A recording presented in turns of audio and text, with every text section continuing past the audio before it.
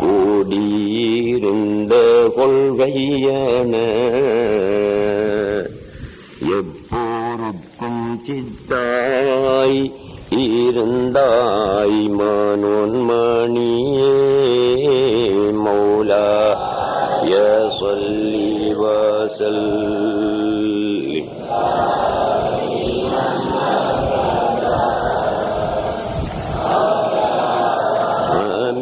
மிக கைரில் ஹல்கி கொப்புவித்தினுள்ளே கூடியிருந்த கொள்கையன எப்போருட்கும் சித்தாய் இருந்தாய் மனோன்மணியே மௌலா யஸல்லி வஸல்லிம் தாயிமன் அபதா அலா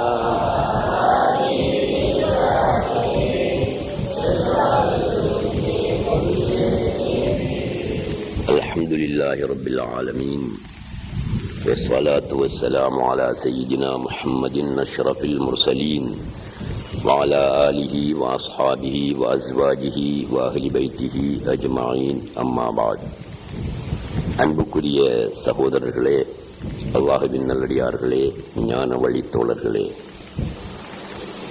நாம் ஒவ்வொருவரும் நம்மை பற்றி சிந்தனை பண்ணி பார்க்க வேண்டும். இறைவனால் படைக்கப்பட்டிருக்கின்ற படைப்புகளை பற்றி சிந்தனை பண்ணி பார்க்க வேண்டும்.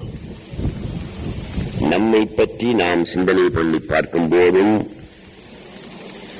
இறைவனால் படைக்கப்பட்டிருக்கின்ற அவனுடைய சிருஷ்டிகளை பற்றி சிந்தனை பண்ணி பார்க்கும் போதும் அல்லாஹ்வை தெரிந்து கொள்ளலாம், அவனை அறிந்து கொள்ளலாம்.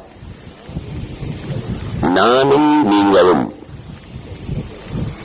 இந்த உலகத்தில் படைப்பு என்று இருக்கின்ற சகல படைப்புகளும் வெளியாகுவதற்கு முன்னால், படைக்கப்படுவதற்கு முன்னால் எங்கே இருந்தன என்பதை நீங்கள் சற்று சிந்தனை பண்ணி பார்க்க வேண்டும். நீங்கள் படைக்கப்படுவதற்கு முன்னால் எங்கே இருந்தீர்கள்? உங்களுடைய பெற்றோர்கள் படைக்கப்படுவதற்கு முன்னால் அவர்கள் எங்கே இருந்தார்கள்? அவர்களுடைய பெற்றோர்கள் படைக்கப்படுவதற்கு முன்னால் அவர்கள் எங்கே இருந்தார்கள்? இந்த உலகமும் உலகத்தில் உள்ள சர்வ சிருஷ்டிகளும் படைக்கப்படுவதற்கு முன்னால், வெளியாக்கப்படுவதற்கு முன்னால் இவையெல்லாம் எங்கே இருந்தன என்பதை நீங்கள் சிந்தனை பண்ணி பார்த்து ஒரு முடிவுக்கு வந்தீர்களே ஆனால், அல்லாஹ் நமக்கு வேறானவன் அல்ல, அவனேதான் சர்வ சிருஷ்டிகளாகவும் படைப்புகளாகவும் வெளியாகியிருக்கிறான் என்பதை நீங்கள் புரிந்து கொள்வீர்கள். இதைத்தான் நான் ஏற்கனவே பாடிய ஒரு பாடலின் மூலம் மஸ்தான் சாஹிபு அப்பா அவர்கள் சொல்லி காட்டுகிறார்கள். கொப்பு வித்தினுள்ளே குடியிருந்த கொள்கையென எப்பொருட்கும் சித்தாய் இருந்தாய் மனோன்மணியே. கொப்பு வித்தினுள்ளே குடியிருந்த கொள்கையென, ஒரு மாங்கொட்டையை எடுத்துக்கொள்வோம், ஒரு மா விதையை எடுத்துக்கொள்வோம். மாங்கொட்டையை நிலத்திலே நட்டினால் மாமரமாகி எத்தனையோ இலைகளை கொண்ட, எத்தனையோ பூக்களை கொண்ட, எத்தனையோ காய்களை கொண்ட ஒரு மரம் அந்த மா விதையில் இருந்து வெளியாகின்றது. ஒரு மாமரத்தில் எத்தனை பூக்கள் இருக்கும் என்று யாராலும் சொல்ல முடியுமா? எண்ணி கணக்கெடுக்க முடியாது. ஒரு மாமரத்தில் எத்தனை இலைகள் இருக்கும் என்று எவராலும் சொல்ல முடியுமா? கணக்கெடுக்கத்தான் முடியுமா? முடியாது. அதே போல ஒரு மாமரத்தில் எத்தனை காய்கள் கனிகள் உண்டு என்பதை எவராலும் எண்ணி கணக்கெடுக்க முடியுமா? முடியாது. கோடானு கோடி இலைகள், கோடானு கோடி பூக்கள், கோடானு கோடி காய்கள், கனிகள் அனைத்துமே எங்கே இருந்தது? மாங்கொட்டைக்குள் இருந்தது. மா விதையின் உள்ளே இருந்தது. அதே போல ஒரு தேங்காயை எடுத்துக் கொள்ளுங்கள். ஒரு தேங்காயை நட்டினால் அதிலிருந்து மரம் உண்டாகி எத்தனையோ ஓலைகள், எத்தனையோ மட்டைகள், எத்தனையோ குறும்பட்டிகள், எத்தனையோ குறும்பைகள், எத்தனையோ இளநிகள், எத்தனையோ தேங்காய்கள் வெளியாகின்றன, உருவாகின்றன, தோன்றுகின்றன. இவை அனைத்தும் எதற்குள் இருந்தது? தேங்காய்க்குள் இருந்தது. கொப்பு வித்தினுள்ளே குடியிருந்த கொள்கையென மா இலைகளும் காய்களும் கனிகளும் பூக்களும் மாங்கொட்டைக்குள் இருந்த போல மட்டைகளும் ஓலைகளும் குறும்பட்டிகளும் குறும்பைகளும் தேங்காய்களும் பாளைகளும் பண்ணாடைகளும் தேங்காய்க்குள் இருந்தது போல இந்த அப்துல் ரவுஃபும் இங்கு இருக்கக்கூடிய நீங்களும் உலகத்தில் படைப்பாக தோன்றி இருக்கின்ற சகல படைப்புகளும் எங்கே இருந்தன? அல்லாஹ் சுப்ஹானஹு வ தஆலாவுடைய வுஜூதில் இருந்தன, அல்லாஹ்வுடைய தாத்தில் இருந்தன. அதை இன்னும் சுருக்கமாக சொன்னால் அல்லாஹ்வில் இருந்தன. நீங்கள் எங்கே இருந்தீர்கள்? அல்லாஹ்விலே இருந்தீர்கள். நான் எங்கே இருந்தேன்? அல்லாஹ்வில் இருந்தேன். அல்லாஹ்வுடைய தாத்தில் இருந்தேன். அல்லாஹ்வுடைய வுஜூதில் இருந்தேன். அந்த வுஜூத், அந்த தாத்தி, அந்த மெய்ப்பொருள் சகல வஸ்துக்களாகவும் வழியாகி காட்சி அளித்துக் கொண்டிருக்கிறது.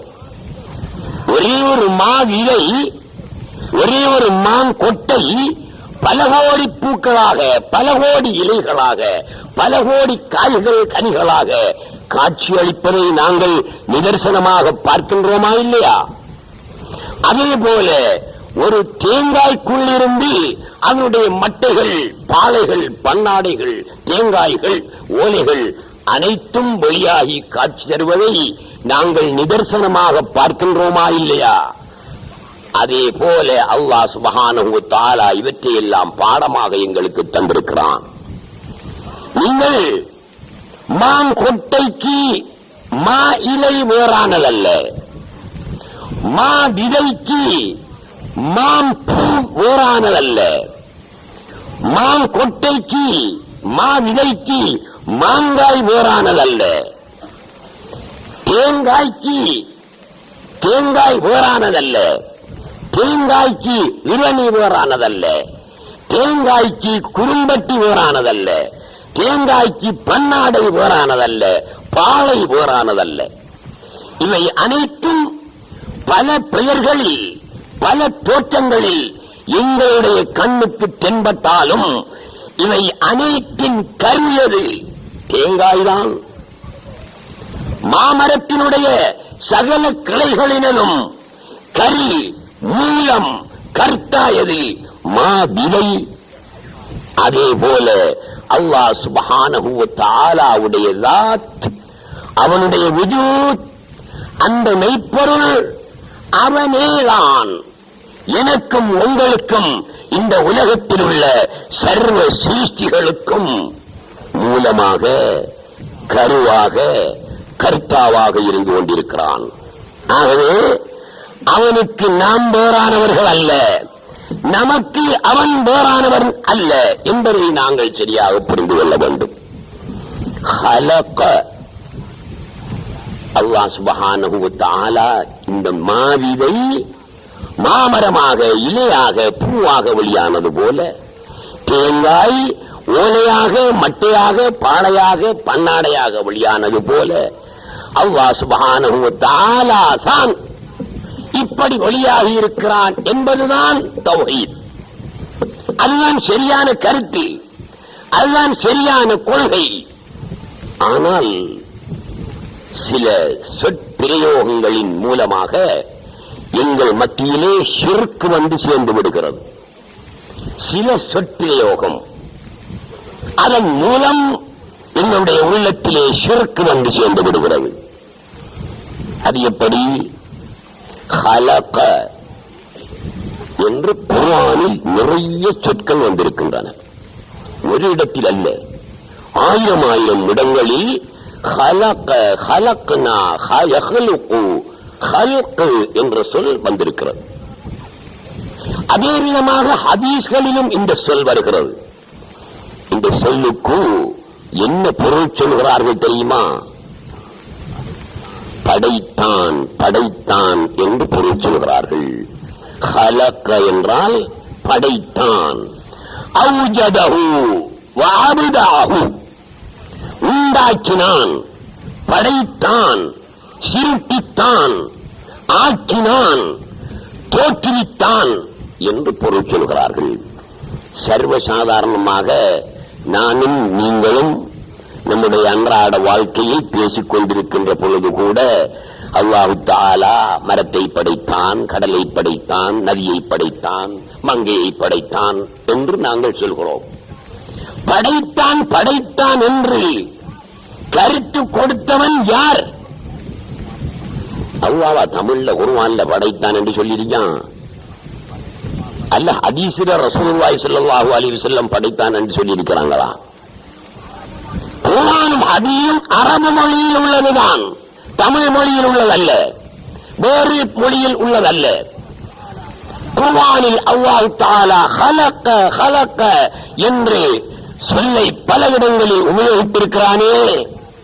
இது அந்த காலத்தில் இருந்த யார் ஒரு ஆலிமு படைத்தான் என்று எழுதியிருப்பான். அது எல்லாரும் படைத்தான் என்று எடுத்துக்கொண்டார்கள். யாரப்ப சொன்ன? இந்த காத்தாங்குடியில் உள்ள உலமாக்கிட்ட போய் கேட்டு பாருங்க, அல்லது உலகத்தில் உள்ள உலமாக்கிட்ட போய் கேட்டு பாருங்க. குர்ஆன்ல வந்திருக்கிற ஹலக்க என்ற சொல்லுக்கு எங்கட தமிழ் மொழியில படைத்தான் என்று பொருள் சொல்கிறார்கள், படைத்தான் என்று பொருள் எழுதியிருக்கிறார்கள். யாரப்பா இதுக்கு முதல்ல அப்படி பொருள் சொன்னாலும் யார ஒரு ஆள் வேணும் அல்லவா? தவறு. படைத்தான் படைத்தான் என்று பொருள் சொல்வதை சொல்லிக் கொண்டாலும் அதனுடைய சரியான அர்த்தத்தை நாங்கள் புரிந்து கொள்ள வேணும். படைத்தான் என்ற அர்த்தத்தை வைத்து நோக்குகின்ற பொழுது எங்கள் மத்தியிலே ஷிர்க் ஏற்படும். படைத்தான் என்ற அர்த்தத்தை விட்டுவிட்டு வெளியானான் என்ற அர்த்தத்தை நீங்கள் ஹலக என்ற சொல்லுக்கு கொடுக்கும் போது சரியான தௌஹீது உண்டாகும். படைத்தான் படைத்தான் என்று சொன்ன உடனேயே பெரியாக்களுக்கும் சின்னாக்களுக்கும் ஒரு அர்த்தம் வந்து புரிஞ்சுவிடும். என்ன அர்த்தம்? தவறான அர்த்தம். மாதா பிதாவும் வருந்தி வருத்தி வைத்த போதனையை பார்க்கில் பிழைகான் நிராமயனே. மாதா பிதாவும் வருந்தி வருத்தி வைத்த, உம்மாவும் பாப்பாவும் கஷ்டப்பட்டு சொல்லித் தந்த போதனையை பார்க்கில், உபதேசத்தை பார்க்கின்ற பொழுது பிழைகான் நிராமயனே, பிழையாக தெரிகிறது என்று சொல்கிறார். உம்மாவும் பாப்பாவும் சொல்லித் தந்த கருத்தை படைத்தான் படைத்தான் என்றவுடன் இந்த கருத்திலேயே நாங்கள் வளர்ந்து விட்டோம். ஷிர்க் என்பதை வேறு ஒன்று விட்டது, கல்வியே அடியிலே பாய்ந்து விட்டது. இதனால் இந்த கருத்தை மாற்ற முடியாமல் இருக்கிறது. இது தவறான கருத்து என்பதை நீங்கள் புரிந்து கொள்ள வேண்டும்.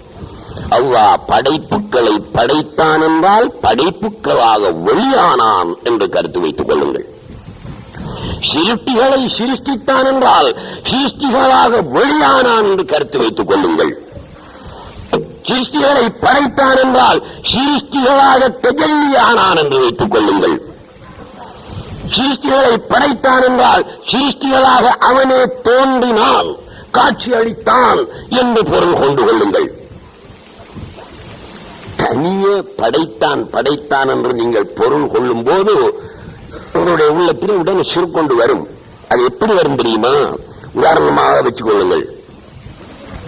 அந்த கருத்து எங்களுக்கும் இறைவனுக்கும் இடையிலே எந்த தொடர்பும் இல்லை என்ற ஒரு தத்துவத்தை உணர்த்திவிடும். அந்த தத்துவத்தை உணர்ந்து அதிலே நாங்கள் வளர்ந்து விட்டோம். எப்படி? கோடாவி தச்சன் கதிரையை படைத்தான். தச்சன் கதிரையை செய்தான். தச்சன் கதிரையை உண்டாக்கினான். குயவன் பானையை படைத்தான். குயவன் பானையை செய்தான். குயவன் பானையை உண்டாக்கினான். இதே போல அல்லாஹ் சிருஷ்டியை படைத்தான், அல்லாஹ் சிருஷ்டியை உண்டாக்கினான் என்பது போல. இப்ப படுவாங்கரையில் இருக்கான் ஒரு குயவன். குயவன் என்றாரு குஷவன். படுவாங்கரையில் ஒரு குயவன் இருக்கிறான். சட்டியை செய்கிறான். காத்தாங்குடிக்கு கொண்டு வந்து அந்த சட்டியை விட்டுவிட்டு அவன் குயவன் படுவாங்கரைக்கு போய்விடுகிறான். நாங்கள் என்ன சொல்கிறோம்?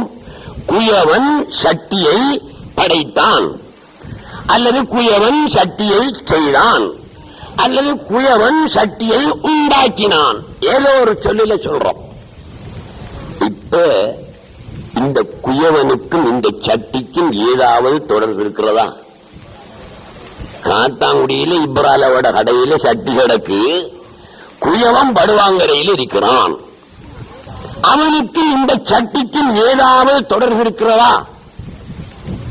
நன்றாக யோசனை பண்ணி பாருங்கள். ஏதாவது ஒரு சிறிய அளவிலாவது தொடர்பு இருக்கிறதா? வேணுமெண்டா ஒரு அளவு தொடர்பு இருந்துச்சு. எந்த வரைக்கும் இப்ராலோட கடையில் அதை விற்று பணம் எடுக்கின்ற வரைக்கும் ஏதோ ஒரு தொடர்பு இருந்து கொண்டே இருந்தது. இப்ராலப்பையிடம் ஒப்படைத்து விட்டு பணத்தை பெற்றவுடன் சட்டிக்கும் கியவனுக்கும் எந்த தொடர்புமே இல்லாமல் போய்விடுகிறது. தச்சை இருக்கிறான் கல்லடியில, அவன் ஒரு புட்டுவ செட்டை செய்து காத்தான்குடிக்கு கொண்டு வந்து விட்டு விட்டான். காத்தான்குடியில் இருக்கிற முஸ்தபா ஹாஜியார் அதை வாங்கி கொண்டார். இப்போது கல்லடியில் இருக்கின்ற அந்த தச்சனுக்கும் இந்த புட்டுவ செட்டுக்கும் இடையிலே ஏதாவது தொடர்பு இருக்கிறதா? இல்லை. காத்தான்குடிக்கு ஏற்றி வந்து முஸ்தபா ஹாஜியாருடைய கையிலே ஒப்படைத்து பணத்தை பெறும் வரை ஏதோ ஒரு வகையில் தொடர்பு இருந்தது. பணத்தை பெற்றுவதில் முதல் அவனுக்கும் அந்த புட்டுவ செட்டுக்கும் இடையிலே தொடர்பு இல்லாமல் போய்விடுகிறது, போய்விட்டது. இதே போல குயவன் சட்டியை செய்து விற்றத்தோடு குயவனுக்கும் சட்டிக்கும் இடையிலே உள்ள தொடர்பு அற்றுப்போனது போல, தச்சன் புட்டுவ சட்டை செய்து விற்றதோடு புட்டுவ சட்டுக்கும் அவனுக்கும் இடையிலே உள்ள தொடர்பு அற்றுப்போனது போல, அல்லாஹு தஆலா படைப்பை படைத்து முடித்தவுடன் அந்த படைப்புக்கும் அவனுக்கும் இடையிலே உள்ள தொடர்பு அற்று போய்விட்டது என்ற அர்த்தம் வரும்.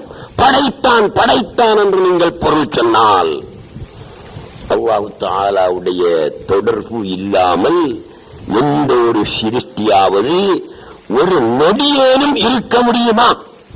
சொல்லுங்க பார்க்கலாம். அல்லாஹ்வுடைய தொடர்பு இன்றி எந்த ஒரு சிருஷ்டியாவது, நானோ நீங்களோ அல்லது வேறு எந்த ஒரு சிருஷ்டியோ, அல்லாஹ்வுடைய தொடர்பின்றி ஒரு நொடி நேரமாவது இருக்க முடியுமா? முடியவே முடியாது. ஆகவே ஹலக என்ற சொல்லுக்கு, யஹ்லுகு என்ற சொல்லுக்கு படைத்தான் படைத்தான் என்று பொருள் சொல்லிக் கொண்டாலும் கூட வெளியானான் வெளியானான் என்று நீங்கள் விளங்கிக் கொள்ள வேண்டும்.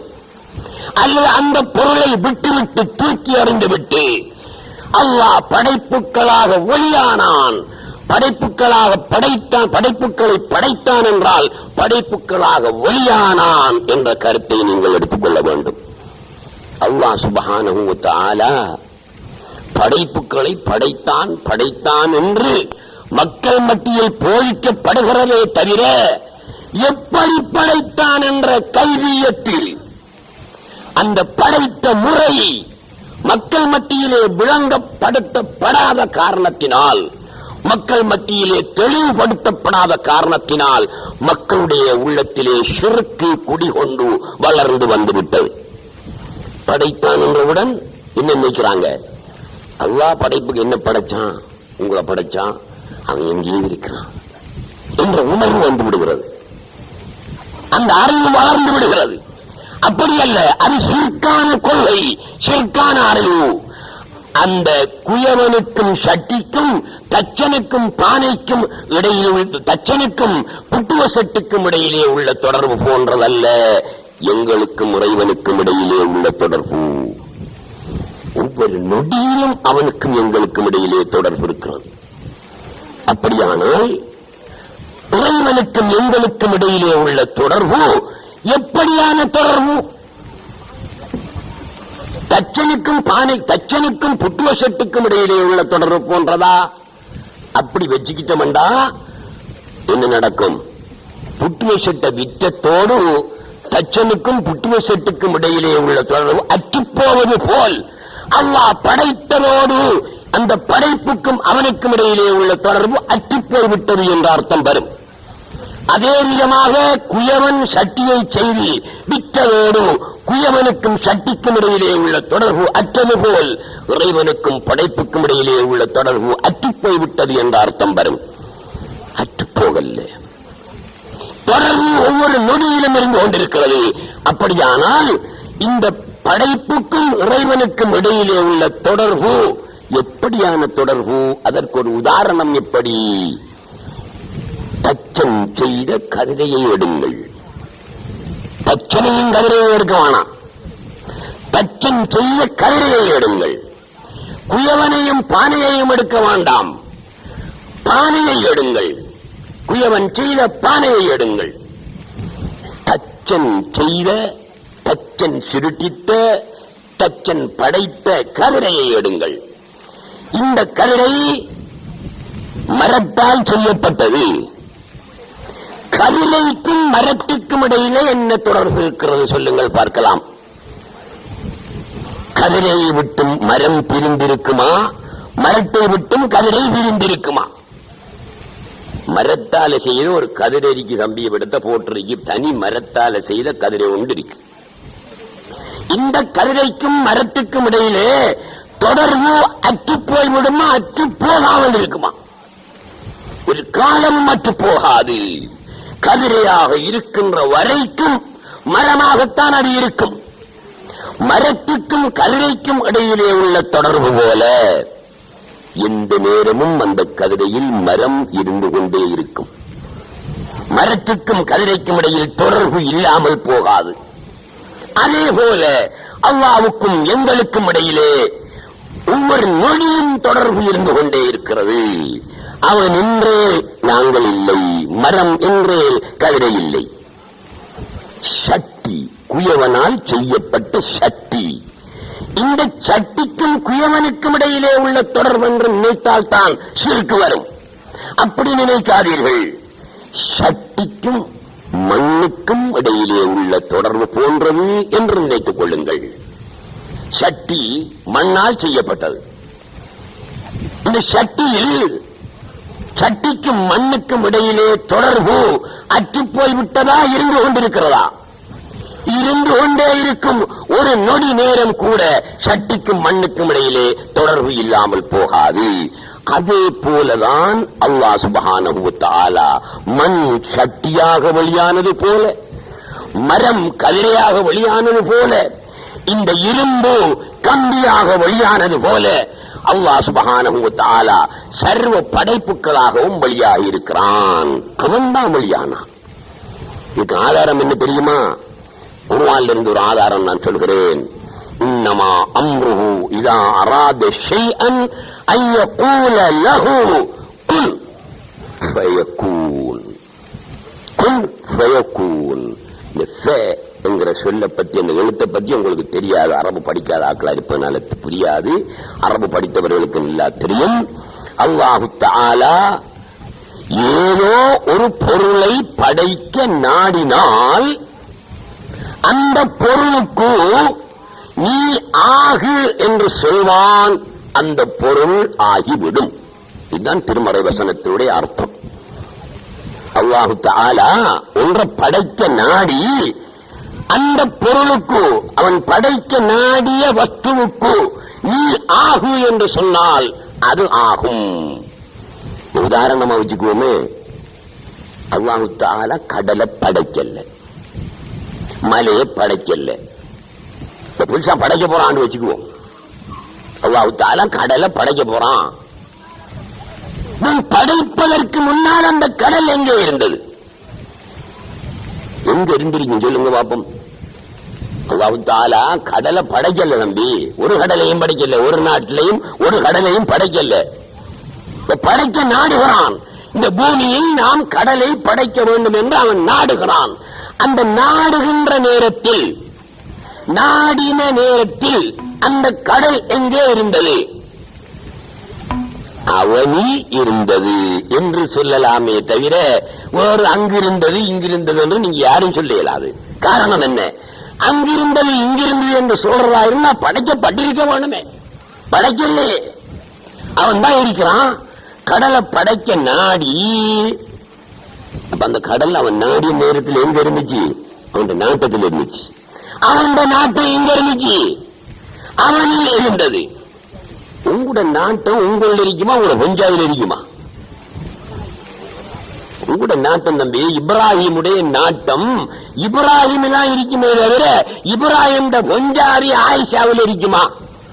இருக்காது. ஆகவே அல்லாஹ் தஆலா கடலை படைக்க நாடுகிறான். அந்த நாட்டம் அவனில் இருக்குமா அல்லது அவனை விட்டும் வெளியாகி இருக்குமா? அவனில் தான் இருக்கும். கடல் அவனில் தான் இருந்தது. என்ன சொல்றான் இப்ப? இன்னமா அம்ருஹு இதா அராத ஷைஅன் அன் யகூல லஹு. அவன் நாடின அந்த வஸ்துவுக்கு நீ ஆகு என்று சொல்வான், ஆகும்.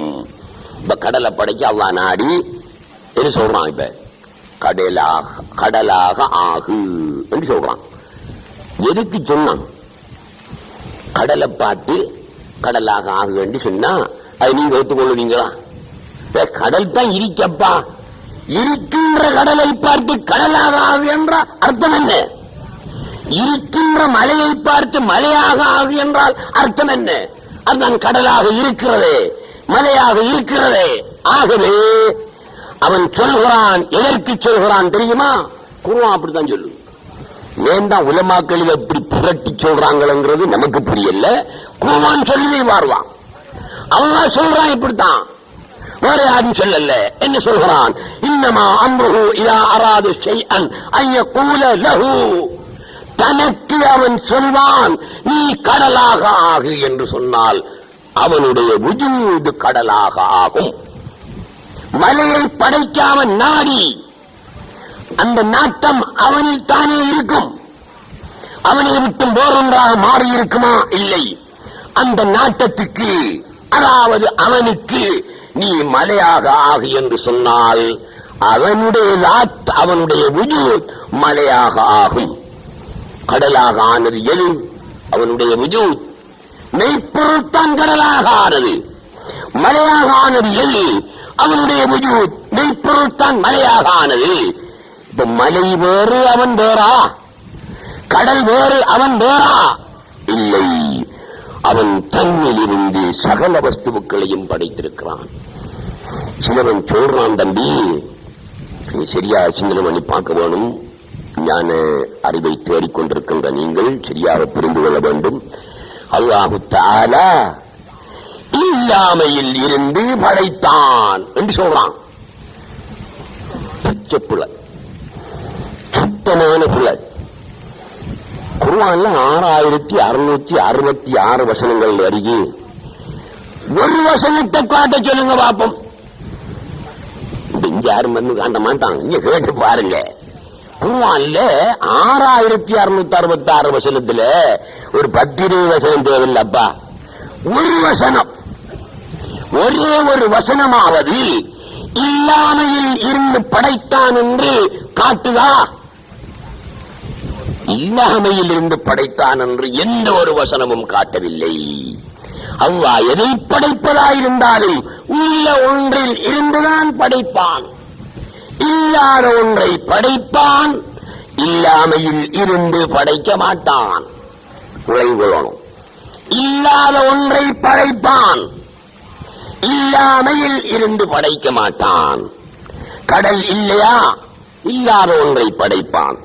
மலை இல்லையா? இல்லாத ஒன்றை படைப்பான். மனிதன் இல்லையா?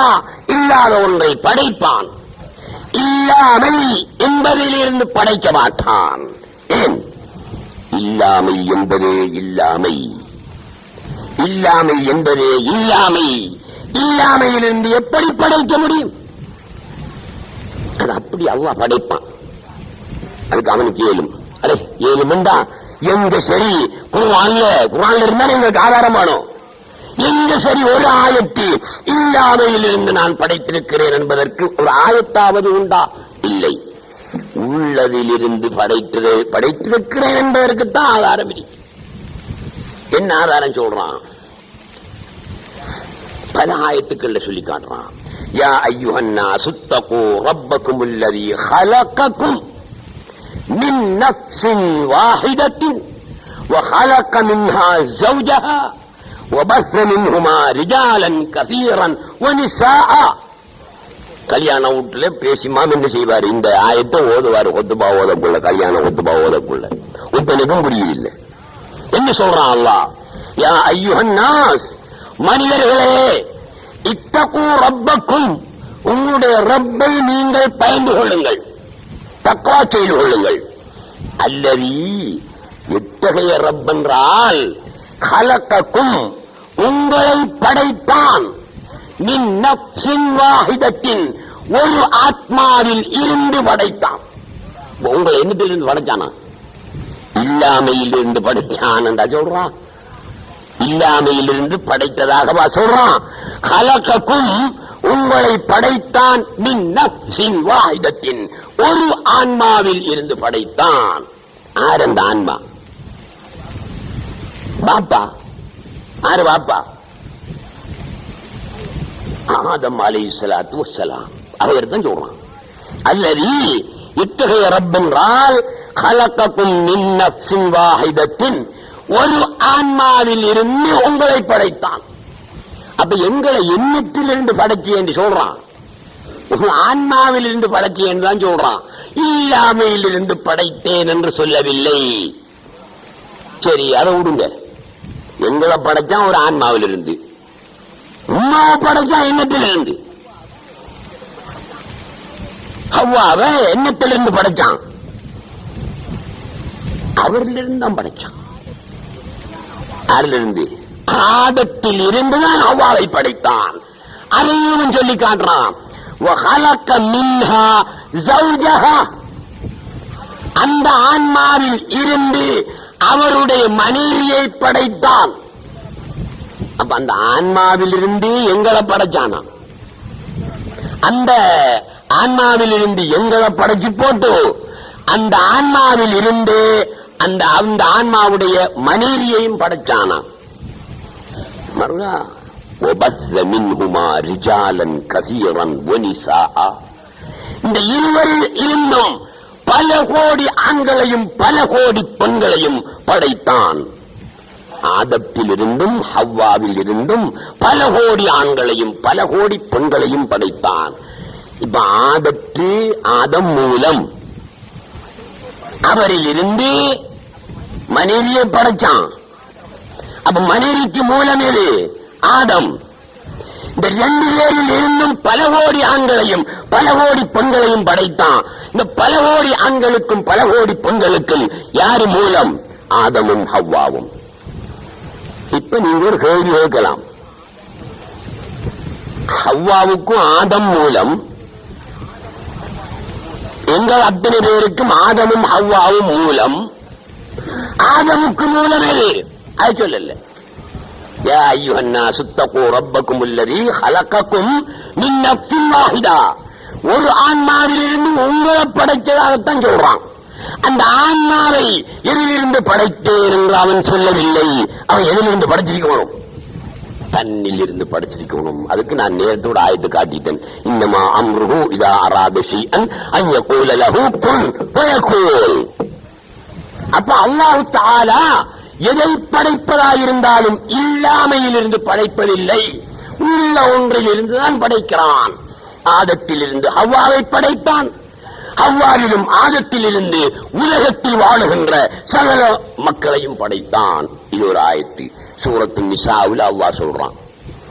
வல்லாஹு ஹலக குல்ல தாபத்தின் மின் மாஇன் சூரத்து நூறிலே சொல்றான். வல்லாஹு ஹலக அல்லாஹ் படைத்தான், குல்ல தாபத்தின் உயிருள்ள அனைத்தையும் படைத்தான், மின் மாஇன் நீரில் இருந்து படைத்தான். உயிருள்ள அனைத்தையும் எதிலிருந்து படைத்தான்? நீரில் இருந்து படைத்தான். உயிர் உள்ளவை அனைத்துக்கும் மூலம் எது? நீர். இல்லாமையில் இருந்து படைத்ததாக சொல்கிறானா? உள்ள பொருளில் இருந்து படைத்ததாக சொல்கிறானா? உள்ள பொருளில் இருந்துதான் படைத்ததாக சொல்கிறான், நீரில் இருந்து படைத்ததாக சொல்கிறான். சூரத்து நூர். சூரத்துல் ஃபுர்கானிலே சொல்கிறான், وهو الذي خلق من الماء بشرا وهو الذي خلق من الماء بشرا நீரில் இருந்து மனிதனை அல்லாஹ் படைத்தான் என்று குர்ஆனிலே சொல்கிறான். சூரத்துல் ஃபுர்கானிலே சொல்கிறான். மனிதனை நீரில் இருந்து படைத்ததாக சொல்கிறான், இல்லாமையில் இருந்து படைத்ததாக சொல்லவில்லை. உள்ள ஒரு பொருளில் இருந்து படைத்ததாகத்தான் சொல்கிறான். சூரத்துர் ரஹ்மானிலே சொல்கிறான், وَخَلَقَ الْجَانَّ مِنْ مَارِجٍ مِنْ نَارٍ ஜின்னுகளை நெருப்பில் இருந்து படைத்ததாக சூரத்துர் ரஹ்மானிலே சொல்கிறான். ஜின்களை இல்லாமையில் இருந்து படைத்ததாக சொல்கிறானா? உள்ள ஒன்றில் இருந்து படைத்ததாகத்தான் சொல்கிறான். அது எது? நெருப்பு. நெருப்பில் இருந்து படைத்தேன் என்று சொல்கிறான். சூரத்தில் அலக் என்ற சூரத்திலே சொல்கிறான், ஹலக்கல் இன்சான மின் அலக் இரத்த கட்டியிலிருந்து மனிதனை படைத்தேன் என்று சொல்கிறான். மூலமொழி இரத்தக்கட்டி. இரத்தக்கட்டி என்பது உள்ள ஒன்று. அந்த உள்ள ஒன்றில் இருந்துதான் மனிதனை படைத்ததாக சொல்கிறானே தவிர இல்லாமையிலிருந்து மனிதனை படைத்ததாக சொல்லவில்லை. சூரத்துல் முஃமினூனிலே சொல்கிறான், ثم خلقنا النطفة علقة நாங்கள் இந்திரியத்தை இரத்த கட்டியாக படைத்தோம். وخلقنا العلقة مضغة இந்திரியத்திலிருந்து இரத்த கட்டியை படைத்தோம், இரத்த கட்டியிலிருந்து சதை கட்டியை படைத்தோம். وخلقنا المضغة عظاما சதை கட்டியை எலும்பாக படைத்தோம். எப்படி சொல்றான்? இதிலிருந்து இதை படைச்சன், இதிலிருந்து அதை படைச்சன், அதிலிருந்து இதை படைச்சன். ஒன்றில் இருந்து படைத்ததாக சொல்கிறானே தவிர இல்லாமையில் இருந்து படைத்ததாக சொல்லவில்லை என்று சொல்கிறான். ثم خلقنا النطفة இந்திரியத்தை நாங்கள் படைத்தோம், அலகத்தன் இரத்த கட்டியாக படைத்தோம். இரத்த கட்டியாக வந்தது எது? இந்திரியம். இரத்த கட்டிக்கு மூலமே இந்திரியம். அப்ப இரத்த கட்டி என்பது இந்திரியத்தில் இருந்து வந்ததே தவிர உள்ள ஒன்றில் இருந்து வந்ததே தவிர இல்லாமையிலிருந்து படைக்கப்படவில்லை. அலக்கத்த முழுகத்தன் சதை கட்டியை எதிலிருந்து படைத்தான்? இந்த இரத்த கட்டியிலிருந்து சதை கட்டியை படைத்தான். சதை கட்டிக்கு மூலம் எது? இரத்த கட்டி. இரத்த கட்டிதான் அதற்கு மூலம். இல்லாமையிலிருந்து சதை கட்டியை படைத்ததாக அவன் சொல்லவில்லை. சதை கட்டியை எலும்புகளாக படைத்தோம். எங்களோட உடம்புல எலும்பு இருக்கு. இந்த எலும்பெல்லாம் எதிலிருந்து படைக்கப்பட்டது? சதை கட்டியிலிருந்து படைக்கப்பட்டது. ஆகவே அல்லாஹ் தஆலா எதை படைப்பதாயிருந்தாலும் வலன் தஜித லி சுன்னத்தில்லாஹி தப்தீலா வலன் தஜித லி சுன்னத்தில்லாஹி தஹ்தீரா. ஒன்றிலிருந்து ஒன்றை படைப்பான், அதிலிருந்து இன்னொன்றை படைப்பான், அதிலிருந்து இன்னொன்றை படைப்பான். ஆகவே உள்ள ஒன்றில் இருந்துதான் படைப்பானே தவிர இல்லாமையிலிருந்து எதையுமே படைப்பதில்லை. இன்னும் சொல்கிறான் ஆல இம்ரான் என்கிற சூரத்திலே, இன்ன மஸல ஈசா இன்தல்லாஹி கமஸலி ஆதம் خلقஹு மின் துராப். ஈசாவுக்கு உதாரணம் அல்லாஹ்விடத்திலே ஆதமை போல. خلقஹு மின் துராப், இந்த ஆதத்தை மண்ணில் இருந்து படைத்தான். ஆதத்தை எங்கத்தால படைச்சான்? மண்ணால படைச்சான். நாம் எல்லாரும் சொல்லிக்கிறோம் ஆதம் அலைஹிஸ்ஸலாத்து வஸ்ஸலாம் அவங்க அல்லாஹ் மண்ணால படைச்சேன். மண்ணுங்கிறது உள்ள சாமான். உள்ள ஒன்றில் இருந்துதான் ஆதத்தை படைத்தானே தவிர இல்லாமையில் இருந்து ஆதத்தை படைக்கவில்லை. இன்னும் சொல்கிறான் சூரத்து அபஸ வத்தவல்லாவுல, மின் ஐயி ஷைஇன் ஹலக, இந்த மனிதனை அவன் எதிலிருந்து படைத்தான் தெரியுமா? மின் நுத்ஃபத்தின் ஹலக, இந்திரியத்தில் இருந்து படைத்தான் என்று இந்திரியத்தை மூலமாக சொல்கிறான். வஹுவல்லதி ஹலககும் மின் தீன், சூரத் அன்ஆமிலே அல்லாஹ் தஆலா சொல்கிறான், வல்லதி ஹலககும் மின் தீன், அவன்தான் உங்களை களிமண்ணில் இருந்து படைத்தான் என்று சொல்கிறான். எங்களுக்கு மூலமெது களிமண், ஆதம் அலைஹிஸ்ஸலாத்துக்கு மூலமெது களிமண். உள்ள ஒன்றில் இருந்து படைத்ததாக சொல்கிறானே தவிர இல்லாமையிலிருந்து படைத்ததாக சொல்லவில்லை.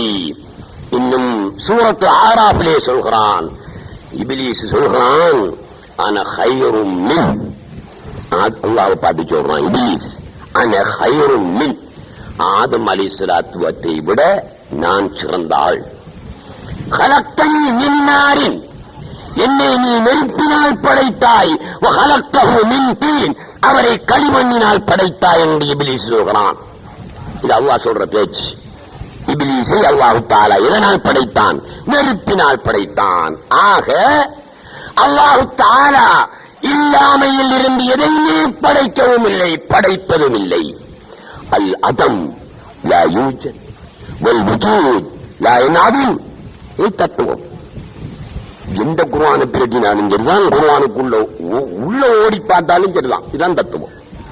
அல் அதம் லா யூஜத், இல்லாமை என்பது உண்டாகாது, உள்ளது மட்டும்தான் உண்டாகும்.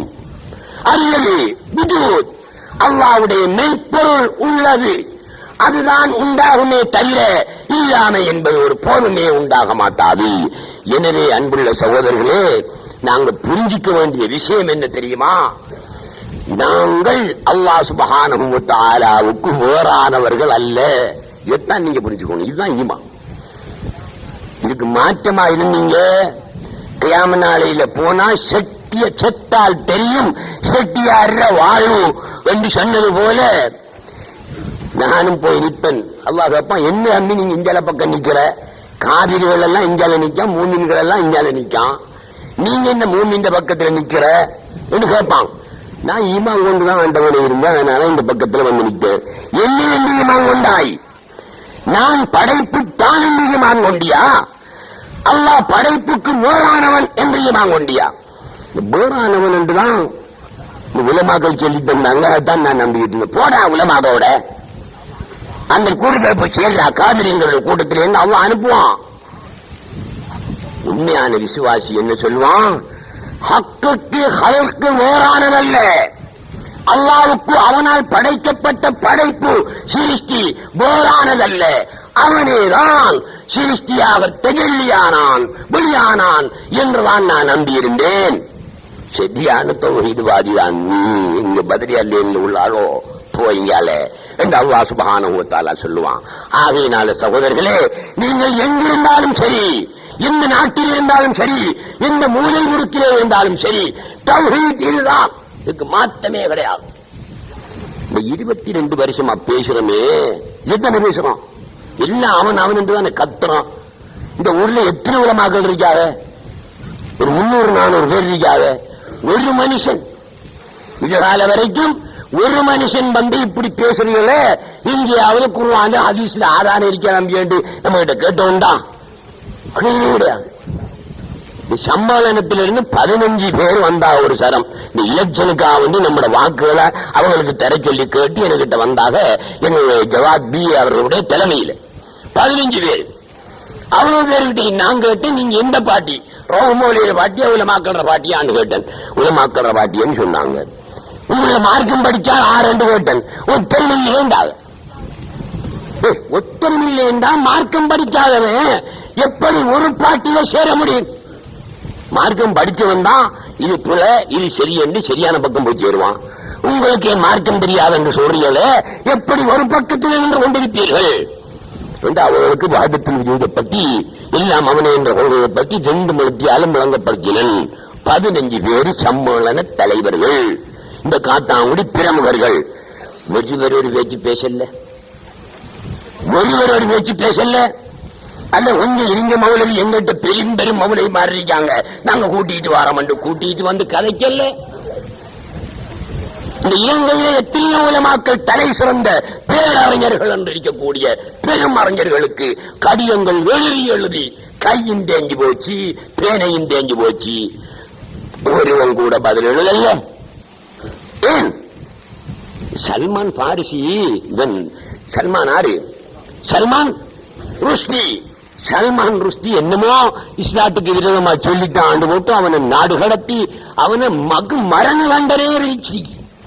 ஈரான் அரசாங்கம் அவனுக்கு மரண தண்டனை விதிச்சிருக்கு. அவன் என்னமோ சின்ன விஷயம் தான் சொன்னான்.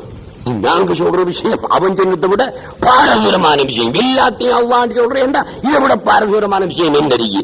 ஏண்டா எங்களுக்கு மரண தண்டனை விதிக்கல? ஏன் எங்களுக்கு தடை வரல? வராத ஒரு காலமும் குர்ஆன்ல இருக்கு. எங்களுடைய பேச்சுக்கு ஆதாரம் குர்ஆன்ல இருக்கு. சல்மான் ருஷியில பேச்சுக்கு ஆதாரம் குர்ஆன்ல இல்லை. ஆனால் அவன் பயந்து ஓடத்தான் வேண்டும், ஒழிக்கத்தான் வேண்டும். நாங்கள் ஒழிக்க வேண்டிய அவசியம் இல்லை.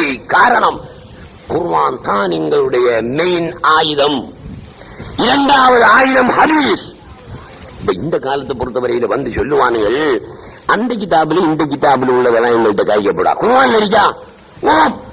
ஒரு கிதாபே இருக்க மாட்டோம். குத்துபுநாயகத்துடைய கிதாபும் மானா, ஷேகுல் அக்பர் கிதாபும் மானா, இவருடைய கிதாபும் மானா. எல்லா கிதாபையும் தூக்கி எறி. குர்ஆனை தூக்கி எறிய மாட்டிய? இல்ல, குர்ஆன்ல காட்டுகிறோம். எல்லாமே அவன் என்பதற்கு ஒரு ஆயத்தல்ல, 2 ஆயத்தல்ல, பல ஆயத்துக்கள். அன்புள்ள சகோதரர்களே, இதுதான் ஈமான். இதை நம்புங்க. கிராம போயிட்டு ஒரு வேளா ஏரியாத பிள்ளை ஏரியாதை நம்பி தான் பிரச்சனை சந்தேகப்படாதுங்க. அப்படி போனா நீங்க என்ன சொல்லுங்க? அல்லாஹ் இடத்துல நான் இனிப்பேன் தானே, இவன் தான் ஆண்டவனை சொல்லி தந்தான். அப்படி வேண்டா, உண்மையிலே நான் சொல்வது பிழையா இருந்தால் அத்தனை பேருடைய தண்டனையும் சேர்ந்து எனக்கு எல்லாம் வரும், வரட்டும். அந்த தண்டனையை நான் தாங்கிக் கொள்ள தயார். காரணம் என்ன? அல்லாஹ்வே சொன்ன தத்துவத்தை சொல்லும் போது ஏன் தாங்கிக் கொள்ள முடியாது? ரசூல் சொன்ன தத்துவத்தை சொல்லும் போது எப்படி அது பிழையாக முடியும்? எனவே இதுதான் உண்மை, இதுதான் சரியான ரோட். ஆகவே இந்த பாதையிலே சென்றால் தான் நாங்கள் வெற்றி பெற முடியும் என்பதை நீங்கள் உணர்ந்து கொள்ள வேண்டும் என்று கேட்டு விடைபெறுகிறேன். அஸ்ஸலாமு அலைக்கும் வரஹ்மத்துல்லாஹி வபரகாத்துஹு.